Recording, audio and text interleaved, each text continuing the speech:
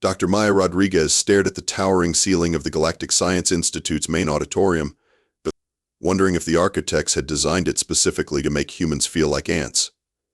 Probably.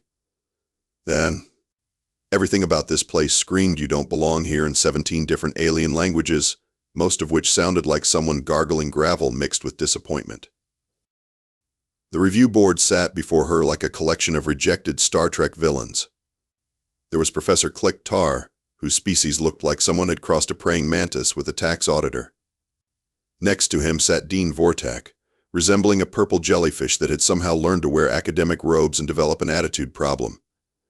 And at the center, the illustrious Chancellor Grex Mole, who looked exactly like what would happen if an octopus decided to pursue a career in crushing dreams. Dr. Rodriguez, Chancellor Grex Mole's voice oozed condescension like honey mixed with liquid nitrogen. Surely you cannot be serious about this proposal. Maya held up her tablet, displaying months of calculations and theoretical frameworks. The mathematics are sound, Chancellor. Quantum entanglement communication across galactic distances is not only possible, it's inevitable. We just need to. Mathematics? Professor Clicktar's mandibles clicked in what Maya had learned was the alien equivalent of snorting with derision. My dear primitive creature, mathematics without proper understanding of higher dimensional physics is merely, what do you humans call it, finger painting. Dean Vortak's gelatinous form quivered with what might have been laughter. The human proposes to violate the fundamental laws of causality itself. Next, she will claim she can make water flow uphill or teach a Rigellian sandworm to perform opera. Actually, Maya muttered under her breath, I've seen a Rigellian sandworm's vocal cords, and with the right resonance chamber. Enough. Chancellor Grex Mole raised 3 of his 8 arms. Dr. Rodriguez, your species has contributed adequately to custodial services and food preparation within our institution. Perhaps you should focus on areas more suited to your capabilities. The words hung in the air like a bad smell. Maya felt her jaw clench so hard she worried about cracking teeth. Around the auditorium, other researchers, mostly aliens with more tentacles than brain cells, nodded sagely, as if the Chancellor had just revealed the secrets of the universe instead of basically telling her to go make sandwiches. With respect, Chancellor, Maya said, her voice carefully controlled, my PhD in theoretical physics from MIT just otherwise. MIT, Clicktar said, the letters like they tasted bad. A primitive institution on a primitive world. We have been studying faster than light communication for millennia, while your species was still discovering fire. The quantum interference alone would require computational power beyond anything your crude technology could. Actually, I solved the interference problem using modified wave functions and... Impossible. The word came from all 3 board members simultaneously, creating a weird alien harmony that sounded like a choir of pessimistic foghorns. Maya looked around the auditorium. Dozens of alien graduate students scribbled notes, probably writing human thinks she can do science, hilarious in their various languages. A few other humans in the back looked sympathetic but helpless, probably remembering their own encounters with the galactic academic establishment. The proposal is rejected, Chancellor Grex Mole declared with the finality of a cosmic judge. I suggest Dr. Rodriguez redirect her enthusiasm toward more realistic pursuits. Perhaps waste management? I hear humans excel at dealing with refuse. The auditorium erupted in what Maya assumed was alien laughter, though it sounded more like a convention of broken garbage disposals. She gathered her materials, her tablet clutched so tightly her knuckles went white. As she walked toward the exit, Maya caught snippets of alien conversation. Typical human arrogance. They cannot even achieve stable cold fusion. Next, they will claim they can fold space-time with their primitive tools. Maya paused at the door, turned back to face the room full of smug alien academics, and smiled. Not a nice smile. The kind of smile that had preceded every major human breakthrough from the wheel to the warp drive prototype gathering dust in Earth's top-secret labs. Thank you for your feedback, she said sweetly. I'll be sure to keep your expert opinions in mind. What she didn't say but definitely thought was, watch me prove you wrong, you pompous tentacled jerks. The door slid shut behind her with a soft hiss that sounded suspiciously like the universe sighing. 3 weeks later, the galaxy was having what could only be described as a complete meltdown, and shell in the end. Maya was watching it unfold from the Institute's cafeteria while eating what the menu optimistically called Earth-style pizza, but tasted more like cardboard seasoned with regret. The news feeds were all showing the same story: Colony Kepler 442 billion, a thriving human settlement on the edge of the Andromeda spiral, had gone completely dark. No communications, no status updates, no nothing. Just silence where 50,000 humans used to be sending daily reports about their exciting lives farming space potatoes and complaining about the local weather.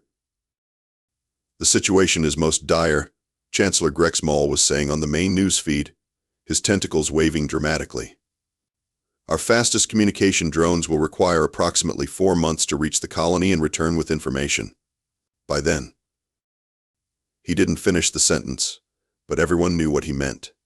By then, whatever had happened to the colony would be ancient history, and 50,000 people might be ancient history along with it. Maya watched as the emergency council session devolved into typical alien bureaucracy. Professor Klektar suggested forming a committee to study the problem. Dean Vorthak proposed a subcommittee to oversee the main committee. Someone from the Department of Redundancy Department suggested they needed a committee to determine if they needed committees. The humans are naturally concerned about their lost colony, Chancellor Grexmall continued, managing to make concern sound like a character flaw. However, this situation requires sophisticated solutions beyond their current technological capabilities. Maya nearly choked on her pizza. Current technological capabilities? She'd been literally telling them how to solve this exact problem 3 weeks ago. On screen, some pompous alien admiral was now explaining his brilliant plan. We propose dispatching our fastest fleet to investigate. The journey will take only 18 months each way, and we can establish a communication relay network for the modest cost of, approximately 12 billion galactic credits. 12 billion. For something Maya could solve from her garage for the cost of some quantum processors and whatever was left in her coffee fund. She pulled out her tablet and ran some quick calculations. Kepler 442 billion was about 47,000 light-years away. With her quantum entanglement communication device, the one the review board had deemed impossible, she could establish contact in roughly. Maya double-checked her math: 4 hours. Maybe 3 if she skipped lunch. Around her, aliens were nodding along with the Admiral's plan like it made perfect sense to spend 18 months and enough money to buy a small moon just to send someone to knock on the colony's door and ask if everything was okay. Maya stood up, her decision crystallizing like sugar in her lukewarm coffee. She marched over to the nearest news terminal and submitted a request to address the emergency council. 20 minutes later, she found herself standing in the same auditorium where her proposal had been laughed out of the room, facing the same collection of alien academics who now looked even more stressed than usual. Dr. Rodriguez, Chancellor Grexmall's voice carried a note of barely controlled panic. While we appreciate your concern for your species colony, this is a matter requiring. I can make contact with Kepler 442 billion in 4 hours, Maya interrupted. The auditorium fell silent. Not the good kind of silent, like when someone drops profound wisdom. More like the kind of silent that happens right before everyone starts laughing at you. Excuse me?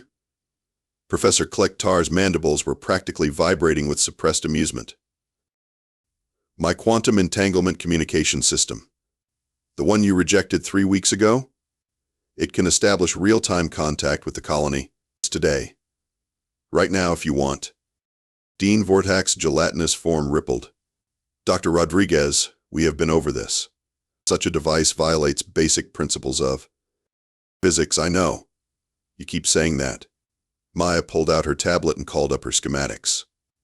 But here's the thing about physics, it doesn't actually care what you think is impossible. The aliens exchanged those looks that said the human is having another episode in the universal language of academic condescension. Chancellor Grexmall's tentacles performed what Maya had learned was the alien equivalent of a dramatic sigh. Dr. Rodriguez, even if such a device could theoretically function, which it cannot, The computational requirements alone would necessitate a quantum processing array the size of a small space station. Maya smiled. That same dangerous smile from 3 weeks ago. Funny you should mention that. I've been doing some shopping. Maya's garage looked like what would happen if an electronics store exploded inside a quantum physics textbook. Cables snaked across the floor like technological spaghetti, and every available surface was covered with components that definitely weren't supposed to be accessible to civilian researchers. Okay, I have to ask, said Tommy Chen, her former janitor who was currently calibrating a quantum processor with the precision of a Swiss watchmaker. Where exactly did you get military-grade entanglement amplifiers? Maya looked up from the device taking shape in the center of her workspace. It resembled what might happen if someone asked a 5-year-old to draw a satellite dish after describing it over a bad phone connection. You know that alien intern who always looked depressed in the cafeteria? Zix.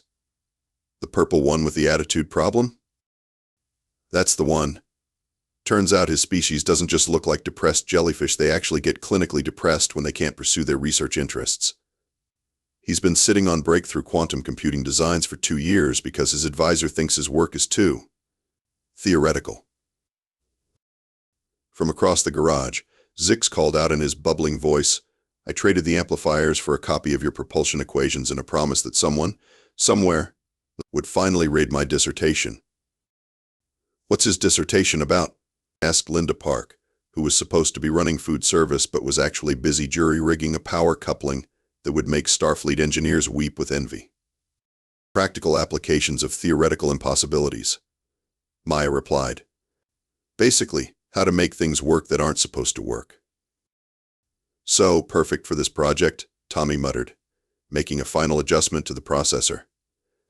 Speaking of things that aren't supposed to work, are we sure this power supply isn't going to, explode and take out half the city?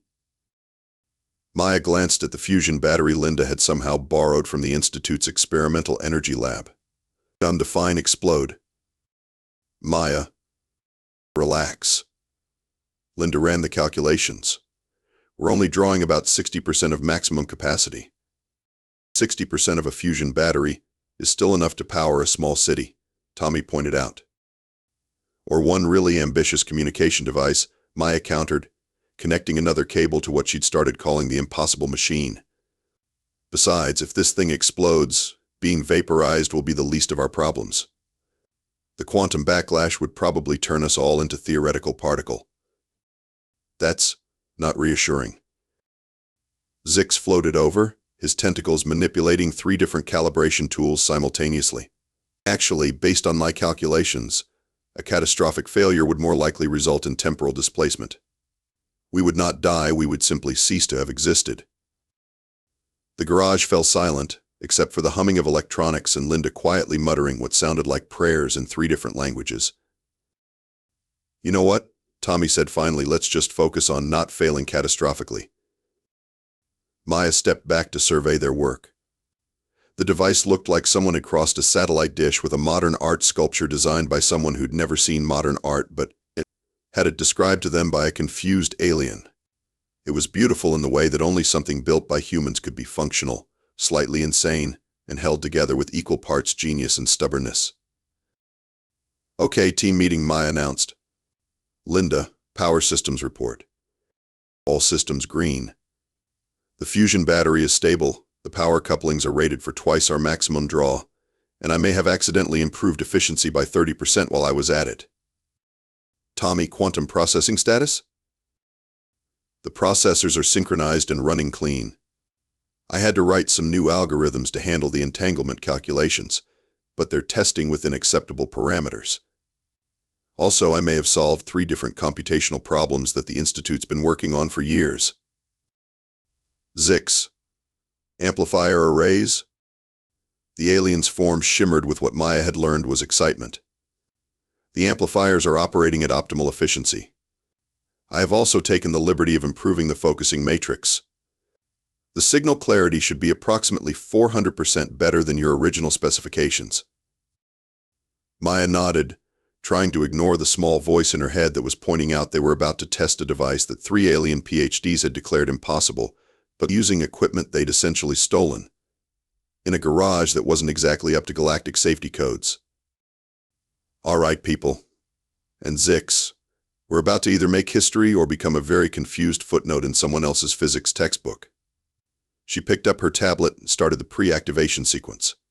Tommy, did you remember to clear the test frequencies? All clear. We won't accidentally interrupt anyone's intergalactic soap operas. Linda, power levels? Steady at 60%. All safeties armed and ready.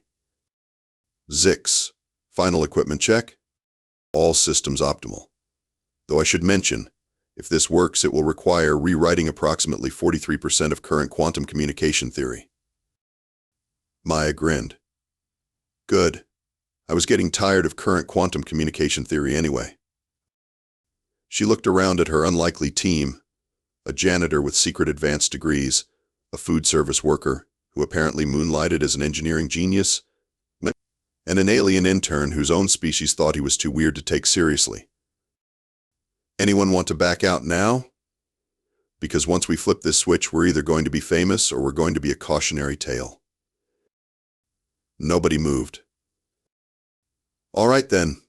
Maya's finger hovered over the activation button. Let's go make some aliens eat their words. The impossible machine hummed to life with a sound like the universe clearing its throat. Maya's garage filled with a soft blue glow that made everything look like it was underwater, if underwater was somehow four-dimensional, and slightly annoyed. Power level stable, Linda reported, her eyes glued to readouts that were climbing steadily into ranges marked theoretical maximum and probably fine. Quantum entanglement holding steady. Tommy called out, his fingers dancing across holographic displays. Synchronization is, wow, okay, this is actually working.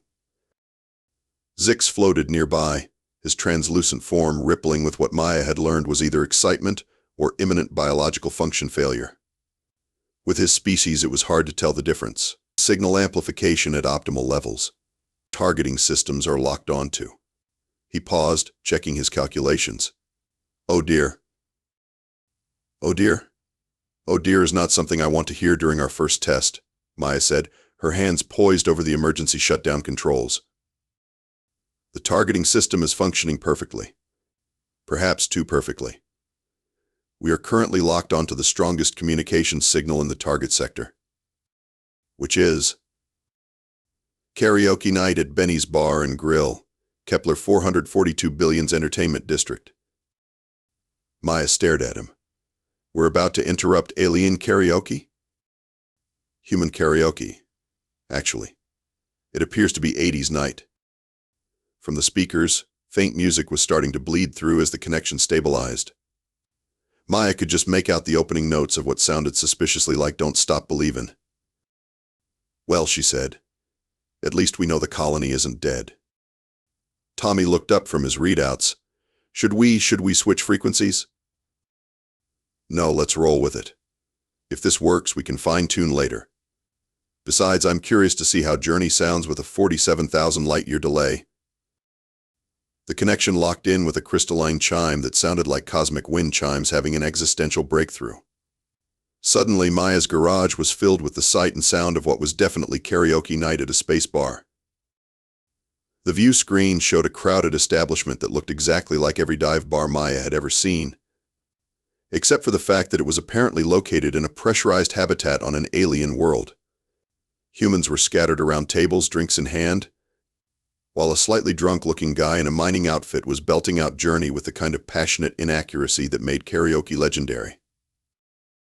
Just a small-town girl, living in a lonely world, the miner sang, completely oblivious to the fact that his voice was somehow being transmitted instantly across nearly 50,000 light-years of space to a garage where 4 people were having minor nervous breakdowns. This is incredible, Tommy whispered. The signal clarity is perfect. It's like they're right here. The quantum entanglement is holding stable, Zix reported, his tentacles practically dancing with excitement. No interference, no decay, no temporal distortion. This should not be possible. On screen, the miner finished his song to enthusiastic applause and stumbled back to his table, where his friends were already queuing up the next number. Maya caught sight of a familiar logo on one of their uniforms. "That's Kepler Mining Consortium," she said. "They're supposed to send daily reports to Earth. If they're having karaoke night, why haven't we heard from them?" Linda pointed to something in the background of the bar. "Look at that wall display." Maya zoomed in on what appeared to be a status board. It was covered in technical notices, work schedules, and communication system failure reports dating back 3 weeks. "Their long-range array is down," Tommy realized. "That's why the colony went dark. It's not a disaster, it's a maintenance issue." A 3-week maintenance issue that had the entire Galactic Council preparing to spend 12 billion credits on a rescue mission, Maya said. "This is perfect." "Perfect." Zix's form rippled with confusion. "How is this perfect?" "Because now we get to fix their communication problem, prove our device works, and save the galaxy a ridiculous amount of money. All while listening to humans massacre classic rock songs." Maya started adjusting the transmission settings.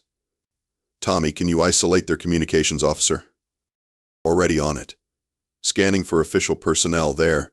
Table 6. The woman in the consortium uniform who looks like she's trying to drink away her technical problems." Maya activated the two-way communication protocol. "This should be interesting." The karaoke continued in the background as Maya focused the transmission on table 6. The woman Tommy had identified looked up suddenly, staring directly at the hidden camera pickup with the expression of someone who'd either had one drink too many or was about to have a close encounter with impossible physics. The woman said, looking around nervously. "Is anyone else hearing voices from the quantum relay station?" Her companion, another consortium employee, glanced up from his drink. "What kind of voices?" "The kind that are asking if anyone can hear them, and mentioning something about a communication test from Earth." Maya activated the visual communication protocol. Suddenly, her face appeared on every display screen in Benny's bar and grill, interrupting both the karaoke rotation and several conversations about mining quotas. The bar fell silent. Even the background music stopped. "Hi there," Maya said, waving at what was probably several dozen very confused humans. "This is Dr. Maya Rodriguez calling from Earth. Don't panic, but you've just become part of the first successful test of instantaneous interstellar communication." The silence stretched for exactly 3 seconds before the entire bar erupted in cheers, questions, and what sounded like someone ordering a round for the lady from Earth. Maya grinned at her team. "I'd say the test was a success." Maya was still grinning about the successful karaoke bar connection when her tablet started screaming emergency alerts.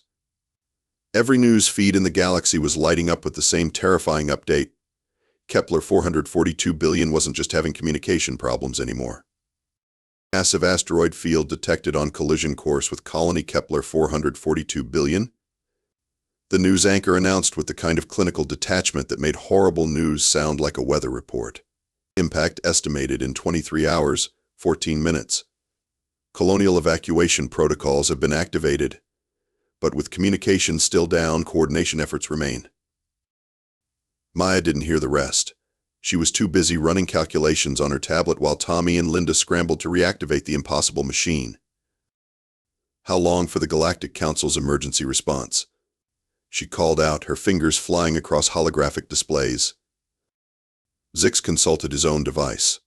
"Standard evacuation fleet deployment requires minimum 48 hours for launch preparation, assuming optimal conditions and no bureaucratic delays. So the colony will be space debris before help arrives." That appears to be an accurate assessment. Maya looked at her team, then at the device they'd built in her garage, then at the news feeds showing panicked alien officials trying to explain to reporters why they couldn't save 50,000 humans from becoming cosmic pancakes. "Right," she said, shutting off the news feeds. "Change of plans. We're not just testing this thing anymore. We're using it to save lives." 20 minutes later, Maya was marching through the corridors of the Galactic Science Institute carrying the portable version of her communication device like it was a cosmic boombox. Tommy, Linda, and Zix trailed behind her, pushing a cart loaded with power supplies and backup equipment. The emergency council session was already in progress when Maya burst through the doors of the main auditorium. Chancellor Grex Moll was in the middle of explaining to a room full of increasingly panicked officials why immediate evacuation wasn't technically possible given current technological limitations.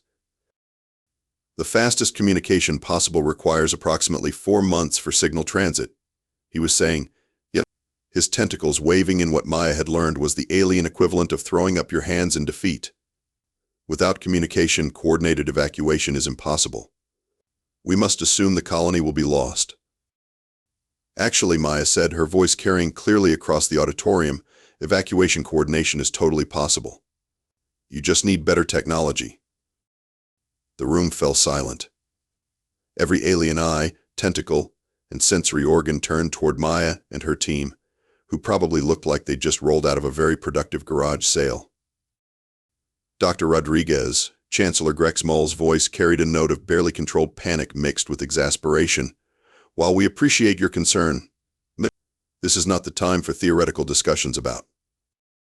Maya set her device down on the nearest table and started connecting power cables. This isn't theoretical. I'm about to establish real-time communication with Kepler 442 billion. Right here, right now, in front of everyone. Professor Tar's mandibles clicked rapidly. Impossible. We have been over this. The quantum interference alone would be handled by properly calibrated entanglement amplifiers, Maya interrupted, powering up the device. Which I have. Dean Vortak's gelatinous form rippled with what might have been laughter or a stress response. Dr. Rodriguez, even if such a device existed, which it does not, the power requirements would necessitate a fusion battery, properly regulated power couplings, and a really good understanding of quantum mechanics, Maya said, activating the targeting system, which I also have. The device hummed to life, filling the auditorium with the same blue glow that had illuminated her garage during the successful test. Aliens throughout the room started making sounds that translated roughly to what the hell is happening in 17 different languages. The quantum entanglement is locking onto the colony's communication hub, Tommy reported, reading from his tablet. Power levels stable and optimal, Linda added.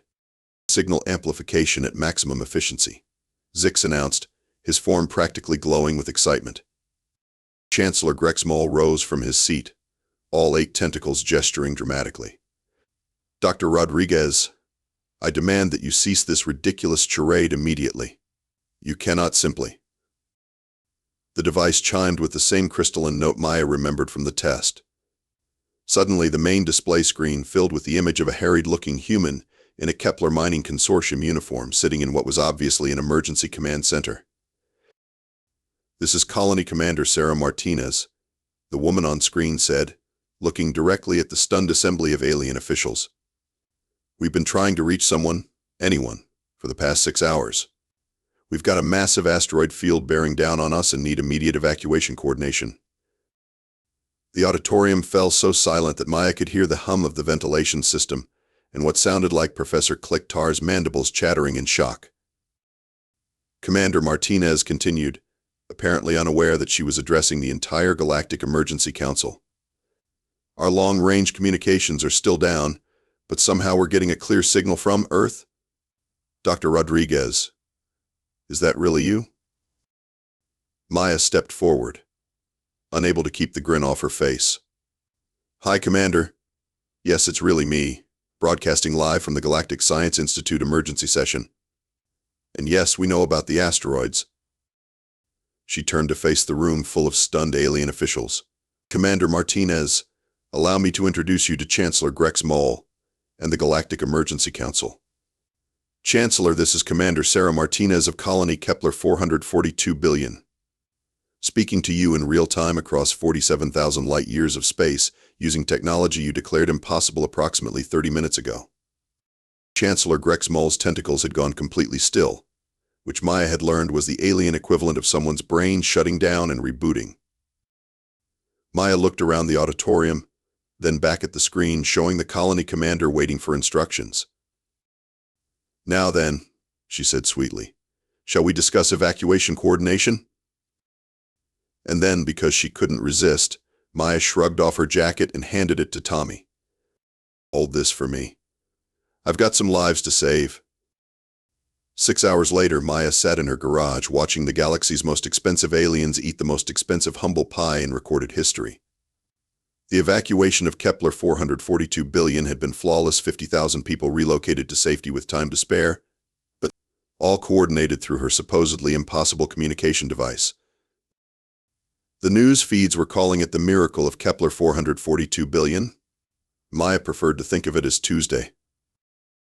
The Galactic Science Institute today announced a complete review of current theoretical physics curricula. The news anchor was saying, following what experts are calling the most significant breakthrough in faster-than-light communication since the discovery of quantum mechanics itself. Maya muted the feed and turned to her team, who were scattered around the garage looking like they'd just accidentally conquered the universe. Tommy was updating his resume to include saved 50,000 lives before lunch. Linda was fielding job offers from every major engineering firm in 3 galaxies. Zix was practically vibrating with excitement because apparently his dissertation had just become required reading at universities across the galaxy. So, Maya said, cracking open a beer that was either from Earth or someplace with remarkably similar brewing techniques, how does it feel to be famous? Tommy looked up from his tablet, where he was reading through interview requests. Weird. 3 days ago I was emptying trash cans. Now I'm apparently a quantum processing pioneer who's been invited to lecture at the Institute of Advanced Sciences. I got offered the head of interstellar engineering at Galactic Communications Corp, Linda added, not looking up from her own flood of messages. Also, someone wants to buy the rights to our power coupling design for what I think might be enough money to buy a small planet. Zix floated over, his form shimmering with what Maya now recognized as pure joy. I have received 47 collaboration requests, 12 job offers, and 1 marriage proposal. Also, Chancellor Grex Moll has personally apologized for calling my work theoretical nonsense and has invited me to establish my own research department. Maya raised her beer. To theoretical nonsense. To theoretical nonsense, they chorused.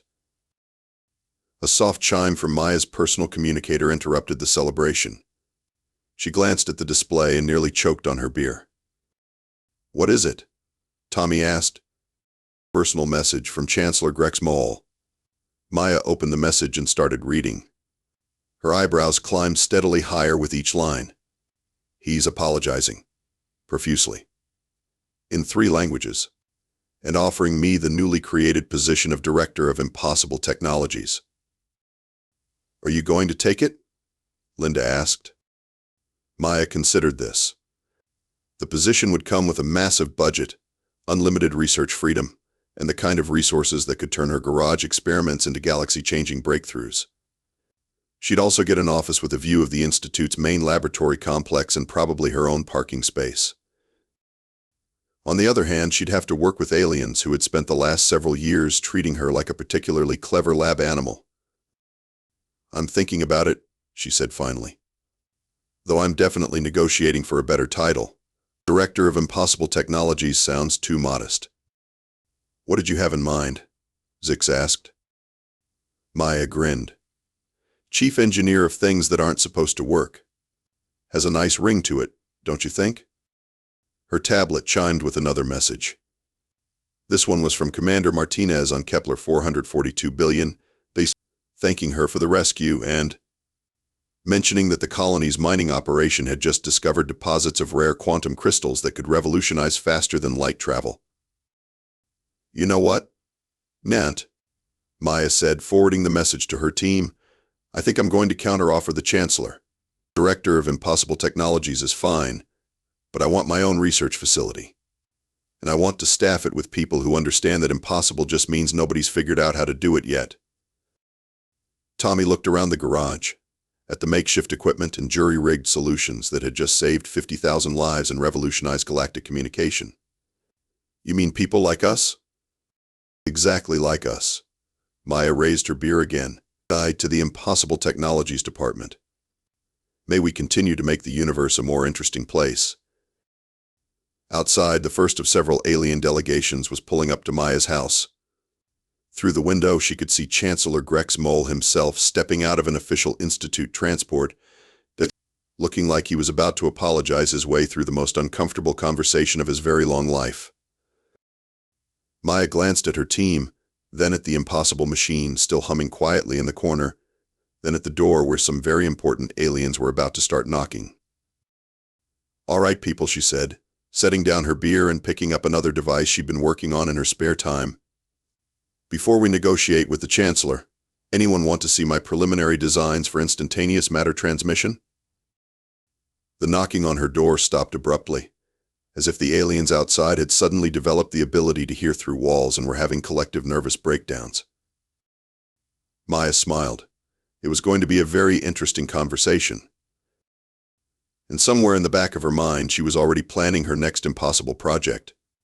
After all, the universe was a big place, and there were probably lots of other things that weren't supposed to work.